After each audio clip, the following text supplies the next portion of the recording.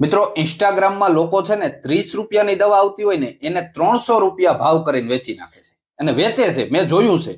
આવી જ એક દવાની હું તમને વાત કરું છું. મિત્રો ગમે એવો કફ હોય, શરદી હોય, ઉધરસ હોય કે માથું દુખતું હોય, એના ઉપરની એક દવા છે. એ દવા છે ને એમાં 3 વસ્તુની જરૂર પડે. પહેલા હું તમને શીખવાડું આ કેવી રીતે બને. 10 રૂપિયાનો તમારે ભીમસેની કપૂર લેવાનો, 10 રૂપિયાના અજમેટના ફૂલ લેવાના અને 10 રૂપિયાના અજમાના ફૂલ લેવાના. આ 3 વસ્તુ લઈ લેવાની.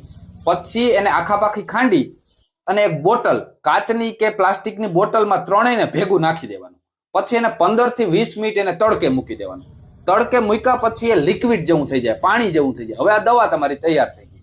જે લોકોને શરદી, કફ, ઉધરસ હોય ને એ લોકો આ જે દવા બની ને એનું માત્ર અડધું ટીપું ગરમ ચા કે ગરમ પાણીમાં નાખીને પીશો એટલે તમને અદ્ભુત એટલે અદ્ભુત ફાયદો થશે.